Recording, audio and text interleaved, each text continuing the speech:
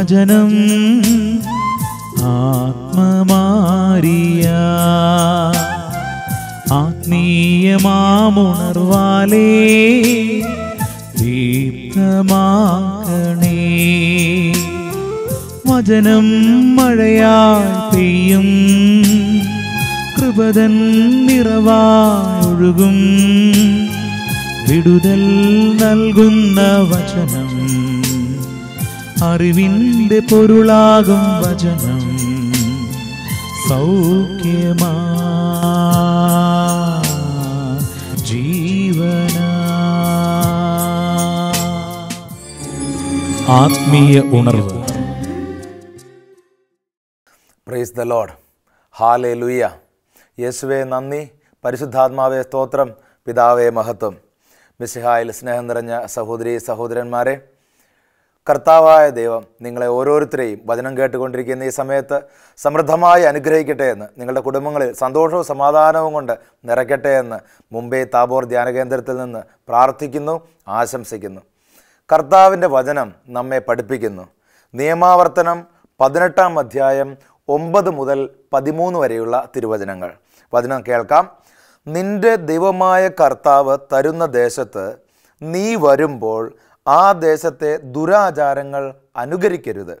മകനെയോ മകളെയോ ഹോമിക്കുന്നവൻ, പ്രാശ്നികൻ, ലക്ഷണം പറയുന്നവൻ, ആഭിചാരക്കാരൻ, മന്ത്രവാദി, വെളിച്ചപ്പാട്, ക്ഷുദ്രക്കാരൻ, മൃതസന്ദേശ വിദ്യക്കാരൻ എന്നിവരാരും നിങ്ങളുടെ ഇടയിൽ ഉണ്ടായിരിക്കരുത്.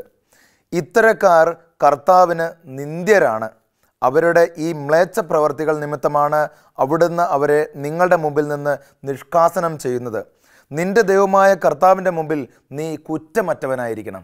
മിശിഹായിൽ സ്നേഹം നിറഞ്ഞ സഹോദരീ സഹോദരന്മാരെ, ഈ ഒരു കാലഘട്ടത്തിൽ ഒരുപാട് ദൈവമക്കൾ അഭിമുഖീകരിക്കുന്ന പല പ്രശ്നങ്ങൾക്കും ആത്യന്തികമായി ഒരു കാരണം നമ്മൾ കണ്ടെത്തുകയാണെങ്കിൽ അതിൽ ആ ഒരു കാരണം ഈ വചനത്തിൽ കിടപ്പുണ്ട്. ഏത് പ്രദേശത്താണോ ദൈവം നമ്മെ അനുഗ്രഹിക്കുന്നത് ആ പ്രദേശത്ത് നമ്മളറിയാതെ കടന്നുകൂടിയിട്ടുള്ള പല ദുരാചാരങ്ങളുണ്ട്. ഏത് സ്ഥലത്താണോ നമ്മൾ ജോലി നൽകി ദൈവം അനുഗ്രഹിക്കുന്നത് ആ സ്ഥലത്ത് നമ്മളറിയാതെ കടന്നുകൂടിയിട്ടുള്ള ചില ദുശ്ശീലങ്ങളുണ്ട്.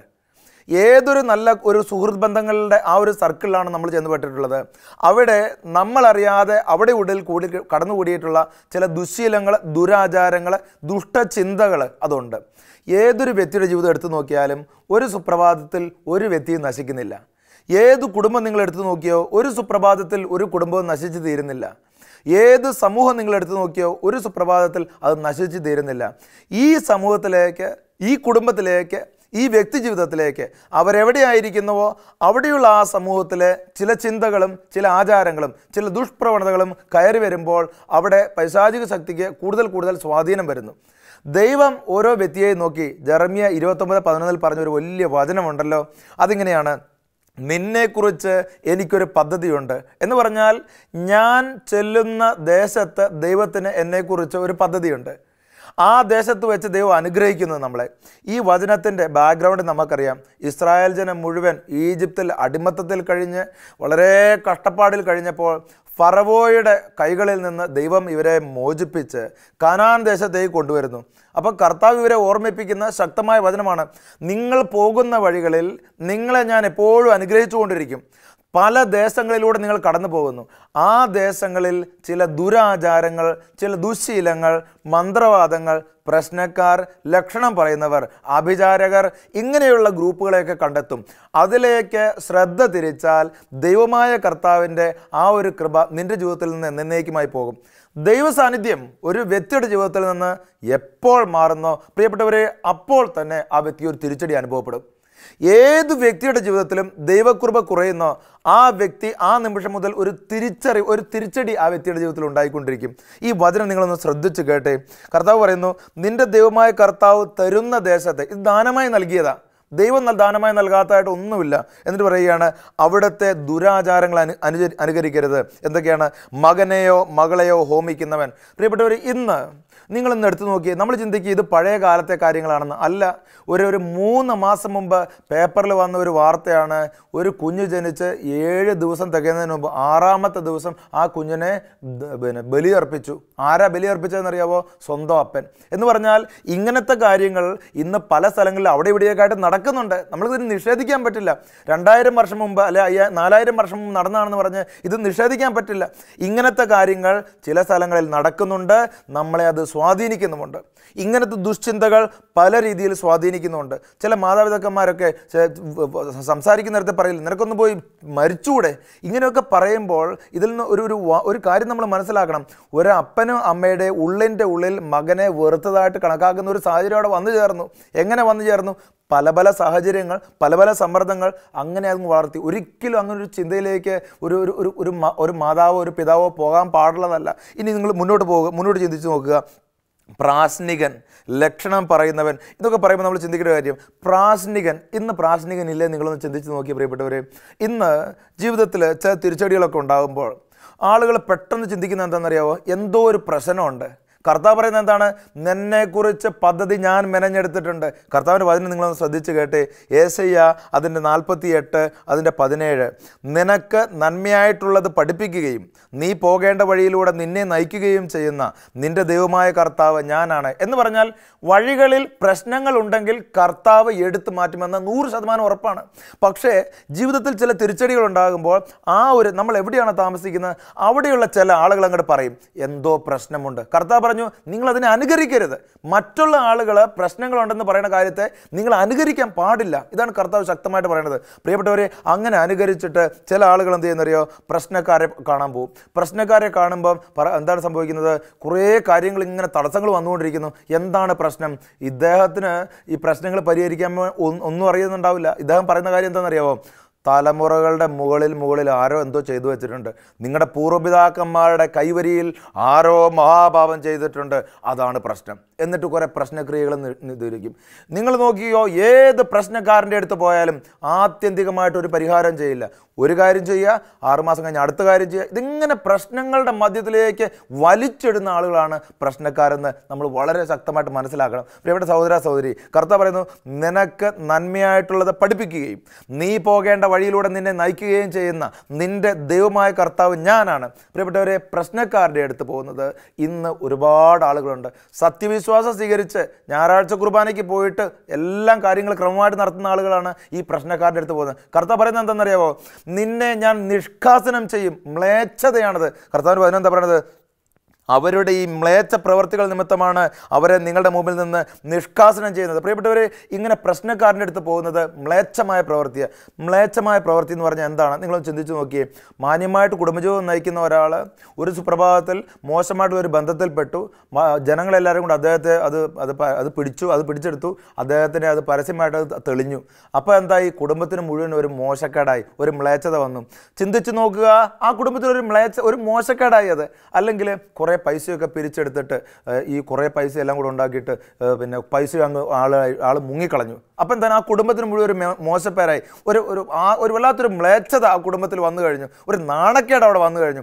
കർത്താവ് പറയാണ്, ഒരു ദൈവമകൻ, ഒരു ദൈവ പൈതൽ ഈ കർത്താവിനെ ധിക്കരിച്ചിട്ട് പ്രശ്നക്കാരനെ അന്വേഷിച്ച് പോയാൽ, അവിടെയുള്ള ആരെങ്കിലും പറഞ്ഞിട്ട് ഒരു പ്രശ്നക്കാരനെ അന്വേഷിച്ച് പോയാൽ ദൈവ പൈതലിൻ്റെ മ്ലേച്ഛതയാണത്. ദൈവ പൈതലിൻ്റെ ഒരു നാണം കെട്ട ഇടപാടാണത്.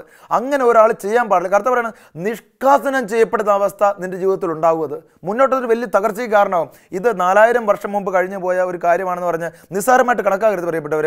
ഇന്ന് ചെറിയ രീതിയിൽ നടന്നുകൊണ്ടിരിക്കുന്നവരാണ്. നമ്മളെന്ത് ചെയ്യും? ഇതെല്ലാം കഴിഞ്ഞിട്ട് പിന്നെയും ഞായറാഴ്ച പള്ളി പോയിക്കൊണ്ടിരിക്കും. ഒരു പ്രാവശ്യം നമ്മൾ ഈ പ്രശ്നക്കാരൻ്റെ അടുത്ത് പോയി കഴിഞ്ഞാൽ കുമ്പസാരിക്കാത്തിടത്തോളം കാലം ദൈവ തിരുസന്നിധിയിൽ നിന്ന് ആ വ്യക്തി നിഷ്കാസനം ചെയ്യപ്പെട്ട് കഴിഞ്ഞു. അതൊരു മ്ലേച്ഛ പ്രവൃത്തിയാണ്. ഗൗരവത്തോടെ കാണണം. ഒരു പ്രശ്നക്കാരൻ്റെ അടുത്തും വിശ്വസിക്കുന്ന ഒരു വ്യക്തി പോകാൻ പാടില്ല. അടുത്ത എന്താണ്? പ്രാശ്നികൻ, ലക്ഷണം പറയുന്നവൻ. ലക്ഷണം പറയുന്നതാണ് കൈനോട്ടക്കാർ, ലക്ഷണം പറയുന്ന ആളുകൾ. ഇന്നാൾ ഇവിടെ ധ്യാനിക്കാൻ വന്ന ഒരാളെക്കുറിച്ച് ഓർക്കുന്നു പ്രിയപ്പെട്ടവർ. അവർ വന്നപ്പോൾ ഇങ്ങനെയാണ് പറഞ്ഞത്, 23-ാമത്തെ വയസ്സിൽ കല്യാണം ആലോചിക്കാൻ തുടങ്ങി. 23-ാമത്തെ വയസ്സിൽ കല്യാണം ആലോചിക്കാൻ തുടങ്ങിയപ്പോൾ 2-3 കല്യാണത്തിന് ഈ ചെറുക്കൻ ഇങ്ങനെ അങ്ങോട്ട് പോയി. പോകുന്ന വഴിക്ക് 2 പ്രാവശ്യം പോയപ്പോൾ 2 പ്രാവശ്യവും ചെറിയൊരു അപകടം ഉണ്ടായി. അപകടം ഉണ്ടായപ്പോൾ ഇവന് ആകുലത. ഇത് കല്യാണം ആലോചിക്കാൻ പോയതുകൊണ്ടാണ് ആകുലത. ആകെ വെപ്രാളപ്പെട്ട് ഇദ്ദേഹം എന്ത് ചെയ്തു? പോയിട്ടൊരു കൈനോട്ടക്കാരനെ പോയി കണ്ടു. ഇതെങ്ങനെ ഇവൻ കൈനോട്ടക്കാരനെ പോയെന്നറിയോ? കൂടെ ജോലി ചെയ്യുന്ന ഒരാൾ പറഞ്ഞു കൊടുത്തു, നീ കൈനോട്ടക്കാരൻ്റെ അടുത്ത് പോയി കൈ കാണിച്ചു കൊടുത്താൽ നിൻ്റെ കയ്യിലെ ചില രേഖകളെല്ലാം കൃത്യരേഖയിലാണോ കൃത്യം വളഞ്ഞാണോ തിരിഞ്ഞാണോ ഇരിക്കുന്നതെന്ന് ഇദ്ദേഹം പറഞ്ഞു തരും. അപ്പോൾ അപകടത്തിൻ്റെ കാരണം ഇദ്ദേഹം പറഞ്ഞു തരും. 23-ാമത്തെ വയസ്സിൽ 2 കല്യാണാലോചനയ്ക്ക് പോയി 2നും അപകടം പറ്റിയെന്ന് പറഞ്ഞിട്ട് ഇദ്ദേഹം പോയി കൈനോട്ടക്കാരൻ്റെ അടുത്ത് പോയി. ഈ കൈനോട്ടക്കാരൻ്റെ അടുത്ത് പോയി കൈനോട്ടക്കാരൻ പറഞ്ഞു, 2 പ്രാവശ്യം അപകടം ഉണ്ടായി. എന്നിട്ട് എല്ലാം കൂടെ കണക്ക് കൂട്ടിയിട്ട് ഇയാൾ പറയുകയാണ്, 29-ാമത്തെ വയസ്സ് വരെ വിവാഹം ആലോചിക്കുന്നത് അപകടകരമാണ്. നോക്കിയ പ്രിയപ്പെട്ടവരെ, 23 വയസ്സ് മുതൽ 29 വരെ, എന്നിട്ട് 30-ാമത്തെ വയസ്സിലാണ് ഇനി കല്യാണം കഴിക്കാൻ എന്ന് പറഞ്ഞാൽ ഒരു ലക്ഷണം നോക്കുന്ന ആളുടെ അടുത്ത് പോയപ്പോൾ ഇതാ വീണ്ടും ഒരു കുഴിയിലേക്ക് കൊണ്ട് തള്ളിയിടുകയാണ്. ആ മകൻ ഇവിടെ ധ്യാനം കൂടാൻ വന്നു കഴിഞ്ഞിട്ട് ആകെ വെപ്രാളപ്പെട്ട് പറയുകയാണ്, അച്ഛാ ഇതെന്ത് ചെയ്യുന്നൊരു പിടിയിൽ ആകെ പേടിയാണ്. ലക്ഷണക്കാരൻ്റെ അടുത്ത് പോയാൽ, കൈനോട്ടക്കാരൻ്റെ അടുത്ത് പോയാൽ നിൻ്റെ ജീവിതത്തിൽ തിരിച്ചടികൾ ഉണ്ടാവും. കർത്താവ് പറഞ്ഞ എന്താണ്? മ്ലേച്ഛ പ്രവൃത്തിയാണത്. കൈനോട്ടക്കാരൻ്റെ അടുത്ത് പോകുമ്പോൾ ദൈവത്തിൻ്റെ പദ്ധതി തകർന്നു പോവുകയാണ് പ്രിയപ്പെട്ടവരെ. കർത്താവ് പറഞ്ഞല്ലോ, നിന്നെക്കുറിച്ച് എനിക്കൊരു പദ്ധതി ഉണ്ടെന്ന്. കൈനോട്ടക്കാരൻ്റെ അടുത്തേക്ക് ഒരു വ്യക്തി പോകുമ്പോൾ, പ്രശ്നക്കാരൻ്റെ അടുത്തേക്ക് ഒരു വ്യക്തി പോകുമ്പോൾ ഇദ്ദേഹം പറഞ്ഞു തരുന്ന ഒരു പദ്ധതി, മണ്ടൻ പദ്ധതി അല്ലെങ്കിൽ ദുഷ്ടശക്തിയുടെ പദ്ധതി, അതിലേക്ക് ഇദ്ദേഹത്തിൻ്റെ ജീവിതം കൊണ്ട് തള്ളി വെച്ചിരിക്കുന്നു. എന്നിട്ട് ഇദ്ദേഹത്തിന് ഒരു മോചനമില്ല. ഭയപ്പാടിൻ്റെ കീഴിൽ 6 വർഷം കഴിയാൻ വേണ്ടി വിധിക്കപ്പെട്ട ഒരു മനുഷ്യൻ ഈ ധ്യാനത്തിൽ വന്നു കഴിഞ്ഞപ്പോൾ കുംഭസാരത്തിലൂടെ ഒരു വലിയൊരു കൃപയിലേക്ക് ആ മകൻ കടന്നു വന്നു. പ്രിയപ്പെട്ട കർത്താവിൻ്റെ ഈ വചനം നിങ്ങളൊന്ന് പ്രത്യേകം ഒന്ന് ശ്രദ്ധിക്കണം. കർത്താവിൻ്റെ വചനം നമ്മളിങ്ങനെ ഓർമ്മപ്പെടുത്തുന്നത് റോമാക്കാർക്ക് എഴുതിയ ലേഖനം 8-ാമത്തെ അധ്യായം 32-ാം തിരുവചനം, സ്വപുത്രനെ പോലും ഒഴിവാക്കാതെ നമുക്കെല്ലാവർക്കും വേണ്ടി അവനെ ഏൽപ്പിച്ചു തന്നവൻ അവനോടുകൂടെ സമസ്തവും നമുക്ക് ദാനമായി നൽകാതിരിക്കുമോ? നിനക്ക് ജീവിത പങ്കാളിയെ വേണമെന്നുണ്ടെങ്കിൽ കർത്താവിൻ്റെ പദ്ധതിക്ക് കീഴിൽ എളിമപ്പെട്ട് ജീവിച്ച് അഭിഷേകം സ്വീകരിച്ച് അനുഗ്രഹം സ്വീകരിച്ച് നീ അന്വേഷിച്ചറിഞ്ഞിറങ്ങുമ്പോൾ കർത്താവ് തരാതിരിക്കുമോ? എല്ലാം സ്വപുത്രനെ പോലും ദൈവം നിനക്ക് നൽകിയെങ്കിൽ നിനക്ക് ജീവിത പങ്കാളിയെ തരാൻ ദൈവം മടി കാണിക്കുമോ? അതിന് പോകുന്ന വഴിക്ക് അപകടം ഉണ്ടാവുമോ? പ്രിയപ്പെട്ട സഹോദര സഹോദരി, പ്രശ്നക്കാരൻ്റെ അടുത്തേക്ക്, ലക്ഷണം നോക്കുന്ന ആളുകളുടെ അടുത്തേക്ക് ചെറിയ ചെറിയ കാര്യങ്ങൾ ഉണ്ടാകുമ്പോൾ ആ സമൂഹത്തിലെ ആ പ്രദേശത്തെ ആരെങ്കിലും പറഞ്ഞിട്ട് ഏതെങ്കിലും വ്യക്തി പോയാൽ വലിയൊരു തിന്മയുടെ അടിമത്തത്തിലാണ് നീ എന്ന് വളരെ ഗൗരവത്തോടെ തിരിച്ചറിയണം. ആ തിന്മയിൽ നിന്ന് നീ പരിപൂർണമായിട്ടും വിടുതൽ പ്രാപിക്കേണ്ട ഒരു സമയത്തിലാണ് പ്രിയപ്പെട്ട സഹോദര സഹോദരി നീ ഇന്ന് ജീവിക്കുന്നത്. ഇനി ഇത് പഴയ കാര്യങ്ങളാണെന്ന് പറഞ്ഞിട്ട് നമ്മൾ വെറുതെ ഇത് നിസാരമായിട്ട് തള്ളിക്കളയരുത്. വീണ്ടും അടുത്ത എന്താണ് പറയുന്നത്? മകനെ ഹോമിക്കുന്നവൻ, പ്രാശ്നികൻ, ലക്ഷണം പറയുന്നവൻ, ആഭിചാരക്കാരൻ, മന്ത്രവാദി. ഇത് പഴയ കാര്യങ്ങളൊന്നുമല്ല, 4000 വർഷം മുമ്പ് നടന്ന കാര്യങ്ങളൊന്നുമല്ല, ഇന്നും നടക്കുന്ന കാര്യങ്ങളാണ്. ഈ മന്ത്രവാദിയുടെ അടുത്ത് പോകുന്ന എത്ര ആളുകളുണ്ടെന്ന് അറിയപ്പെട്ടവരെ. ചില ബിസിനസ് തകർന്നു കഴിഞ്ഞിട്ട് ഒരു രക്ഷയില്ല, ഓരോരോ ഷട്ടറായിട്ട് താത്തിക്കൊണ്ടിരിക്കുകയാണ്. അപ്പോൾ ഇദ്ദേഹത്തിന് ആകെ ഒരു ആഗ്രഹം, കൂട്ടുകാരോ അല്ലെങ്കിൽ ആ പ്രദേശത്തുള്ള ആരെങ്കിലും ഒക്കെ ഇങ്ങനെ പറഞ്ഞു, മന്ത്രവാദിയുടെ അടുത്ത് പോയിട്ട് കോഴിയെ പറപ്പിച്ചു കഴിഞ്ഞാൽ കോഴി പറന്നു പോകുന്നത് പോലെ ബിസിനസ് അങ്ങോട്ട് ഉയരും. നോക്കുക പ്രിയപ്പെട്ടവരെ, ഇത് വലിയൊരു ബന്ധനമാണ്. മന്ത്രവാദം, കർത്താവ് പറയുന്നത് മന്ത്രവാദം അത് ഭയങ്കര ഒരു തിന്മയാണ്. ദൈവത്തിനെതിരെ പൈശാചിക ശക്തിയെ പ്രീതിപ്പെടുത്തുകയാണ്. ദൈവിക ശക്തിയെ മറുതലിച്ചിട്ട് പൈശാചിക ശക്തിയെ പ്രീതിപ്പെടുത്തി കഴിഞ്ഞു കഴിഞ്ഞാൽ കോഴി പറക്കുന്നത് പോലെ ബിസിനസ് ഉയരുമെന്നൊക്കെ പറഞ്ഞിട്ട് അങ്ങോട്ട് നടക്കുന്ന കുറേ ആളുകളുണ്ട്. പ്രിയപ്പെട്ടവരെ, ഏതെങ്കിലും ഒരു വ്യക്തി മന്ത്രവാദത്തിന് പോയി തല വെച്ച് കൊടുത്തു കഴിഞ്ഞാൽ ജീവിതത്തിൽ തിരിച്ചടികൾ ഉണ്ടാകുമ്പോൾ നിലവിളിക്കാൻ പോലും കഴിയാത്ത രീതിയിൽ തകർന്നു പോകും. അതുകൊണ്ട് ഏതെങ്കിലും വ്യക്തി അങ്ങനെ ഒരു രീതിയിലേക്ക് പോകുന്നുണ്ടെങ്കിൽ ഏറ്റവും അടുത്ത ദിവസം കുമ്പസാരിച്ച് പാപമോചനം സ്വീകരിച്ച് ദൈവത്തിൻ്റെ തിരുസന്നിധിയിലേക്ക് കടന്നു വരിക. കർത്താവിൻ്റെ വചനം പറയുന്നു, സങ്കീർത്തനം 46:1, വളരെ അഭിഷേകമുള്ളൊരു വചനമാണിത്. ദൈവമാണ് നമ്മുടെ അഭയവും ശക്തിയും, കഷ്ടതകളിൽ അവിടുന്ന് സുനിശ്ചിതമായ തുണയാണ്. Praise the lord, hallelujah. ഈ വചനത്തിൻ്റെ അഭിഷേകം നമ്മൾ നോക്കിയേ. ദൈവമാണ് നമ്മുടെ അഭയവും ശക്തിയും. ഒരു ബിസിനസ് തകർന്നെന്ന് വെച്ച്, കുടുംബത്തിലൊരു പ്രശ്നങ്ങളുണ്ടായെന്ന് വെച്ച്, ദൈവമാണ് നമ്മുടെ അഭയവും ശക്തിയും. ഒരു കോഴി പറന്നു പോയി കഴിഞ്ഞാൽ എവിടെ എന്ത് ശക്തി കിട്ടുമെന്ന് പ്രിയപ്പെട്ടവരെ പറയണത്? കർത്താവ് കുരിശിൽ മരിച്ച് ഉയർത്തെഴുന്നേറ്റതിൻ്റെ ശക്തി, അതാണ് നമ്മൾ സ്വീകരിക്കേണ്ടത്. ഒരു ബിസിനസ് താഴ്ന്നു പോയി, കർത്താവ് മരിച്ചു, എന്നാൽ 3-ാം ദിവസം ഉയർത്തെഴുന്നേറ്റെങ്കിൽ നിന്റെ ബിസിനസ്സിലേക്ക് പരിശുദ്ധാത്മ ശക്തി കടന്നു വരുമ്പോൾ, കർത്താവിൻ്റെ ഉയർപ്പിൻ്റെ കൃപ കടന്നു വരുമ്പോൾ വീണ്ടും ഒരു അഭിഷേകം നിനക്ക് കിട്ടും, ഒരു ശക്തി നിനക്ക് കിട്ടും. അതുകൊണ്ട് ആ ദേശത്തെ ആളുകൾ പറയുന്നത്, ആ ദേശത്ത് കോമൺ ആയിട്ടുള്ള കുറേ കാര്യങ്ങൾ, ഇതിൻ്റെ പുറകെ നമ്മൾ പോകരുത്. എത്ര ശക്തനായിട്ടുള്ള വ്യക്തിയാണ് ചെയ്തതെന്നായിക്കോട്ടെ, നമ്മൾ അതിൻ്റെ പുറകെ പോകാൻ പാടില്ല. കർത്താവ് പറയുന്നത് നിഷ്കാസനം ചെയ്യപ്പെടും പ്രിയപ്പെട്ടവരെ, പുറന്തള്ളപ്പെടും. എന്തിനാണെന്ന് വെച്ച് കഴിഞ്ഞാൽ ദൈവ പദ്ധതിയെ ധിക്കരിച്ച വ്യക്തിയാണ് നമ്മൾ. പിന്നെ അതുകൊണ്ട് വഴിയില്ലെന്ന് ചിന്തിക്കരുത്, തിരിച്ചു വരിക, കർത്താവിൻ്റെ അഭിഷേകം സ്വീകരിക്കുക. അതുകൊണ്ടാണല്ലോ കർത്താവിൻ്റെ വചനം പറയണത്, എത്രയും പെട്ടെന്ന് തിരിച്ചു വരിക. ഇസ്രായേൽ ജനമേ, മത്സരിച്ച് കഠിനമായി ഉപേക്ഷിച്ചതിൻ്റെ അടുത്തേക്ക് നിങ്ങൾ തിരിച്ചു വരുവിൻ. അപ്പോൾ കർത്താവിൻ്റെ അഭിഷേകം വീണ്ടും നമുക്ക് കിട്ടും. പിന്നീട് അടുത്തെന്ന് പറയുന്നത് മൃതസന്ദേശ വിദ്യക്കാരൻ.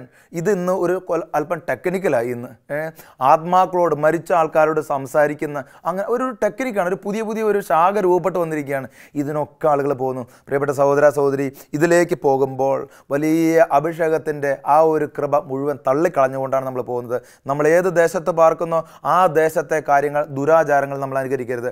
നമ്മുടെ ഉള്ളിൽ വിശ്വാസം നൽകിയ കർത്താവായ ദൈവത്തിൻ്റെ പരിശുദ്ധാത്മ ശക്തിയെ എപ്പോഴും മുറുകെ പിടിക്കണം. കർത്താവ് പറഞ്ഞ എന്താണ്? ഇത്തരക്കാർ കർത്താവിന് നിന്ദ്യരാണ്, അവരുടെ ഈ മ്ലേച്ഛ പ്രവർത്തികൾ, ഇതെല്ലാം മ്ലേച്ഛമായിട്ടുള്ള പ്രവർത്തികളാണ്. ഇങ്ങനത്തെ കാര്യങ്ങളിലേക്കൊന്നും ഒരു വ്യക്തിയും പോകാൻ പാടില്ല. ഇങ്ങനത്തെ കഥകൾ നമ്മൾ ചിന്തിക്കാൻ പാടില്ല. ചില ദേശങ്ങളിൽ ചില കഥകളുണ്ടാവും. ഇന്നാളൊരു സ്ഥലത്ത് ചെന്ന് കഴിഞ്ഞപ്പോൾ ആ ഒരു ധ്യാനത്തിൽ പോയപ്പോൾ അവർ പറഞ്ഞ കാര്യം ഇങ്ങനെയാണ്. അവിടെ ആ പ്രദേശത്ത് ഒരു ആൽമരമുണ്ട്. ആ ആൽമരത്തെ ചുറ്റിപ്പറ്റി കുറേ കഥകൾ, യേശി കഥകൾ, പ്രേത കഥകൾ, ഭൂതകഥകൾ, വെള്ളിയാഴ്ചകളിലെ കഥകൾ, ചൊവ്വാഴ്ചകളിലെ കഥകൾ. പ്രിയപ്പെട്ടവരെ, നിങ്ങൾ ചിന്തിക്കേണ്ട ഒരു കാര്യം എന്താണെന്നറിയോ? ഈ കഥകളെല്ലാം കുരുന്നു മക്കൾക്ക് നമ്മൾ പറഞ്ഞു കൊടുക്കുമ്പോൾ അവരുടെ മനസ്സിലേക്ക് നമ്മൾ കൊടുക്കുന്ന ഒരു ചിന്തയുണ്ട്. എന്തൊരു ദുഷ്ട ചിന്തകളാണ് നമ്മൾ കൊടുക്കുന്നതെന്നറിയോ? ഇതൊക്കെ ഒരു ദേശത്തിൻ്റെ കഥകളാണ്. യക്ഷിക്കഥകൾ, പ്രേതകഥകൾ. ഇതിനൊക്കെ ചരിത്രം പഠിച്ചു കഴിഞ്ഞാൽ നമ്മൾ മനസ്സിലാകും ഇതൊക്കെ ഒരു പ്രത്യേക സാഹചര്യത്തിൽ രൂപപ്പെട്ട് വന്നിട്ടുള്ള ചില സംഭവങ്ങളുടെ ഒരു പശ്ചാത്തലമാണ്. അതിൽ നിന്ന് രക്ഷപ്പെടാൻ വേണ്ടി ഉണ്ടാക്കിയെടുത്തുള്ള ചില കഥകളാണിത്. പക്ഷേ നമ്മൾ നമ്മുടെ കുഞ്ഞുങ്ങളെ ഈ മരത്തെക്കുറിച്ചും ആൽമരത്തെക്കുറിച്ചും അല്ലെ പല കാര്യങ്ങളെ, യക്ഷിക്കഥകൾ, പ്രേതകഥകൾ, കറുത്ത വാവ്, വെളുത്ത വാവ്, പിന്നെ എന്താണ് ചൊവ്വാഴ്ച ദോഷം, ഇങ്ങനെ കുറേ കാര്യങ്ങളുണ്ട്. ദേശങ്ങളുടെ കഥകൾ നമ്മുടെ മക്കൾക്ക് പറഞ്ഞു കൊടുക്കുക. ദയവ് ചെയ്ത് നിങ്ങൾ ഒരു 5 വയസ്സ് മുതലുള്ള കുഞ്ഞുങ്ങളെ ബൈബിൾ കഥകൾ പറഞ്ഞു കൊടുക്കണം. ദേശത്തിൻ്റെ കഥകളല്ല, കർത്താവായ യേശു ക്രിസ്തുവിൻ്റെ കഥകൾ. എന്തോരം നല്ല കഥകൾ. നല്ല സമറിയാക്കാരൻ്റെ കഥ ബൈബിളിലില്ലേ? വിതക്കാരൻ വിത്ത് വിതയ്ക്കാൻ പോയ കഥയില്ലേ ബൈബിളിൽ? എന്തോരം കടുകുമണിയുടെ ഉപമ, എന്തോരം കഥകൾ, എന്തോരം നല്ല കാര്യങ്ങൾ ബൈബിളിൽ കിടപ്പുണ്ട്. പ്രിയപ്പെട്ടവരെ, ഇത് നമ്മുടെ കുഞ്ഞുങ്ങളെ പറഞ്ഞു കൊടുക്കുക. ദേശത്തിൻ്റെ കഥകൾ കുഞ്ഞുങ്ങളുടെ ചെവികളിൽ വചനം കേൾക്കുന്ന ഒരു വ്യക്തി പോലും ഇനി പറഞ്ഞു കൊടുക്കരുത്. ദേശത്തിൻ്റെ കഥകളല്ല, കർത്താവിൻ്റെ കഥകളാണ്, അഭിഷേകത്തിൻ്റെ കഥകളാണ് നമ്മുടെ കുഞ്ഞുങ്ങൾ അറിയേണ്ടതും, നമ്മുടെ കുഞ്ഞുങ്ങൾ പറയേണ്ടതും, നമ്മുടെ കുഞ്ഞുങ്ങൾ പഠിക്കേണ്ടതും. ചില ദേശത്തിലുള്ള ചില രീതികളുണ്ട് പ്രിയപ്പെട്ടവരെ. അതിങ്ങനെയാണ്. നല്ല വീടുകളൊക്കെ പണിയും. വീട് പണിയാൻ കർത്താവാണ് നിങ്ങളെ അനുഗ്രഹിച്ചത്. ഓരോ കട്ട വെക്കുമ്പോഴും ദൈവത്തിൻ്റെ പദ്ധതി അതിന് പിന്നിലുണ്ട്. ദൈവം പൈസ തന്നുകൊണ്ടാണ് നമ്മൾ ഉണ്ടാക്കിയത്. പൗലോസ്ലീഹ പറയുന്നുണ്ടല്ലോ, ദാനമായി ലഭിച്ചതല്ലാതെ നിനക്ക് എന്തുണ്ട്? എല്ലാം ദാനമായിരിക്കെ ഒന്നും ദാനമല്ല എന്ന മട്ടിൽ നീ എന്തിന് അഹങ്കരിക്കുന്നു? അപ്പോൾ എന്താണ് അതിനർത്ഥം? കുടുംബം ദാനമാണ്, കൈകൾ കാലുകൾ ദാനമാണ്, സമ്പത്ത് ദൈവദാനമാണ്, മക്കൾ ഇതെല്ലാം ദൈവദാനം. അപ്പോൾ ഇതെല്ലാം ദൈവദാനമായി നൽകി ഒരു വീട് ഉണ്ടാക്കി കഴിഞ്ഞപ്പോൾ ദൈവം കാത്തിരിക്കുകയാണ്, എപ്പോഴാണ് ഞാൻ ആ വീടിനുള്ളിൽ വന്ന് താമസിക്കുക. ഒരു ഭവനം വെഞ്ചരിക്കുക എന്ന് പറഞ്ഞാൽ എന്താണെന്നറിയാമോ? അത് ആ ദേശത്തിൻ്റെ അല്ല ആഘോഷം. അത് പരിശുദ്ധനായ ദൈവത്തെ ഉള്ളിലേക്ക്, കർത്താവിനെ ആ ഭവനത്തിലേക്ക് വിളിച്ചു വരുത്തുന്ന ക്രിസ്തീയമായ ആചാരമാണ്. പ്രിയപ്പെട്ടവരെ, ഈ ആചാരം എന്ന് പറയുന്നത്, ഈ ഒരു രീതി ഉണ്ടല്ലോ, ഇതിനൊത്തിരി ഒരു അഭിഷേകമുണ്ട്. ഇതങ്ങനെ നിസ്സാരമായിട്ട് കളയേണ്ടതല്ല. പക്ഷേ ചില ദേശങ്ങളുടെ ആചാരമുണ്ട്. എന്താണെന്നറിയാമോ? വീടിന് വെഞ്ചരിപ്പ് നടത്തുന്നത് ചില സമയത്തെ നടത്തുള്ളൂ. 10:45 തുടങ്ങി 10:55 വരെയുള്ള സമയത്ത് വീട്ടിൽ കയറി താമസിക്കാൻ പാടില്ല. കാരണം എന്താണെന്നറിയാമോ? ചിലർ പറയും ആകാശത്ത് പാമ്പുണ്ട്, ആ പാമ്പ് ഇങ്ങനെ നോക്കിയിരിക്കുകയാണ്, ആ പാമ്പ് ഉള്ള സമയത്ത് തന്നെ തല പുറത്തോട്ടിട്ട് കഴിഞ്ഞാൽ അപകടമാണ്. നോക്കി, ദേശത്തിൻ്റെ ദുരാചാരത്തെ ദൈവം ദാനമായി നൽകിയ വീടിനെ വെച്ച് നീ വില പേശുകയാണ്. വലിയ തിന്മയാണ്. വചനം പറയുന്നറിയോ? നീ നിഷ്കാസനം ചെയ്യപ്പെടും. ആ കുടുംബത്തിൽ താമസിച്ചിട്ട് പിന്നെ മുട്ടുകുത്തി നമ്മൾ ദൈവത്തോട് പ്രാർത്ഥിക്കുന്നില്ല. എന്തർത്ഥം പ്രിയപ്പെട്ടവരുള്ളത്? പൈശാചിക ശക്തിയെയും ആ ദേശത്തിൻ്റെ ദുരാചാരങ്ങളെയും നീ അനുകരിക്കരുതെന്ന് കർത്താവിൻ്റെ വചനം ശക്തമായി നിന്നെ പഠിപ്പിച്ചപ്പോൾ ആ ഒരു പ്രത്യേക ഏറ്റവും പ്രധാനപ്പെട്ട സമയത്ത്, ദൈവത്തെ വിളിച്ചു വരുത്തേണ്ട സമയത്ത് നീ മുഹൂർത്തം നോക്കിയിരുന്നു. വലിയ പാപമാണ് പ്രിയപ്പെട്ടവരെ. അങ്ങനെ നിങ്ങൾ ചെയ്തിട്ടുണ്ടെങ്കിൽ കർത്താവിൻ്റെ തിരുസന്നിധിയിൽ മാപ്പ് അപേക്ഷിക്കണം. തിന്മയാണത്.